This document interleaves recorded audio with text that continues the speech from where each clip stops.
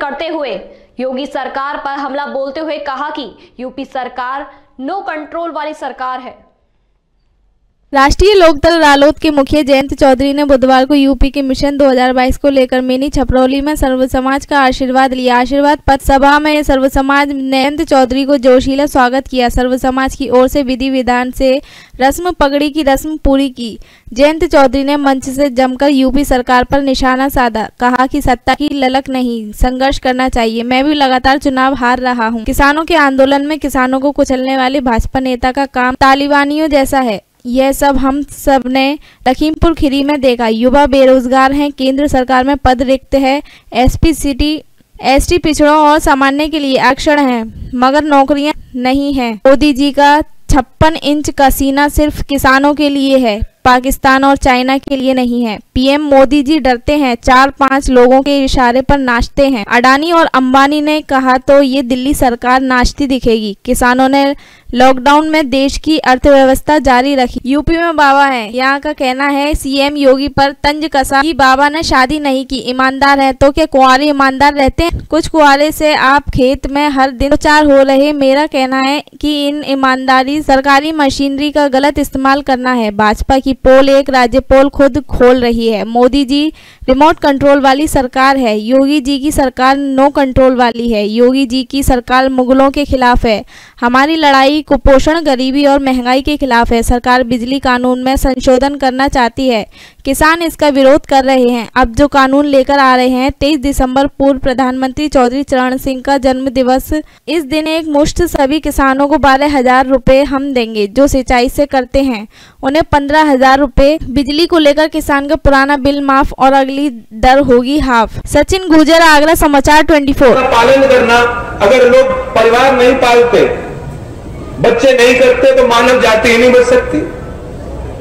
जो हमारी बहन बेटियां, हमारी माताएं जो मेहनत करती हैं, घर गृहस्थी को संभालती हैं, घर के बाहर जाती हैं, काम करती हैं। आप मुख्यमंत्री जब बात करते हैं महिलाओं की शुरुआत गाय से करते हैं। क्या हालत है? तो इनकी सोच गंदी है, ये कोई गुण नहीं है। चौधरी चरण सिंह जी का बहुत बड़ा परिवार और आगरा से भी ताल्लुक थे, परिवार था ना। कितना बड़ा परिवार था? 15,178 पद 2016 में एससी की जो नौकरियां हैं वो उनको नहीं दी जा रही। बहुत बड़ा आंकड़ा है, लेकिन 4 साल के अंदर ये दुगना हुआ। 2016 का आंकड़ा अगर 15,178 है, 2019 में यह आंकड़ा बढ़कर 26,978 तक पहुंच गया। यानी असलियत यह है कि एससी वर्ग के लिए जो नौकरियां हैं केंद्र सरकार के सभी डिपार्टमेंट में हर स्तर पे आधे से ज्यादा पद रिक्त पड़े हैं, खाली पड़े हैं। वैकेंसी को भरने की इनकी कोई मंशा नहीं। पिछड़ों के लिए भी आरक्षण है, अब तो जनरल के लिए भी आरक्षण है, लेकिन इस आरक्षण का करोगे क्या जब सारी कंपनियों को ही बेच देंगे? कोई सरकारी कंपनी नहीं बचेगी। तो हालात इस तरह से हैं। मोदी जी ने कहा था 56 इंच, हमें पता लग गया था कि बिजली का संकट घर घर पे गहराएगा, क्योंकि सरकार की मंशा उसी समय साफ हो गई थी और बिल में बहुत तेजी से वृद्धि सरकार चाहती थी। उपभोक्ताओं पे बहुत ज्यादा भार आने वाला था। हमें जानकारी थी, हमने कहा आंदोलन करूं और धावा हमने बोला।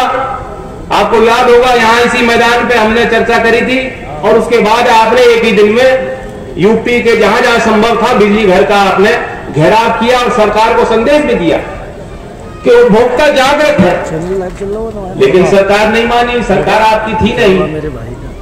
सरकार के मन में आपके प्रति, उनके मन और हृदय में कोई जगह होती तो जरूर आपकी सुनवाई होती।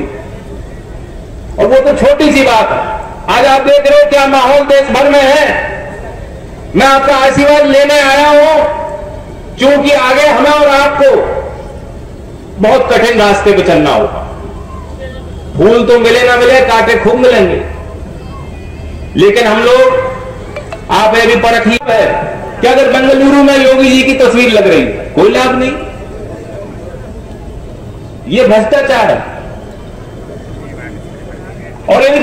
भ्रष्टाचार की पोल तो खुद महामहिम राज्यपाल हैं, लंबे समय से बीजेपी में रहे हैं, वे खुद ही जो पोल खोल रहे हैं, आपने पढ़ लिया होगा, सुन लिया होगा क्या कह रहे हैं।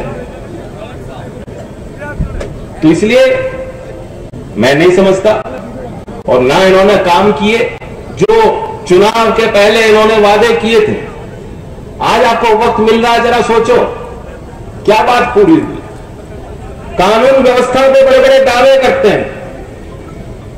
उत्तर प्रदेश सबसे ज्यादा महिलाओं के विरुद्ध कहीं अपराध हो रहा है, यूपी में होगा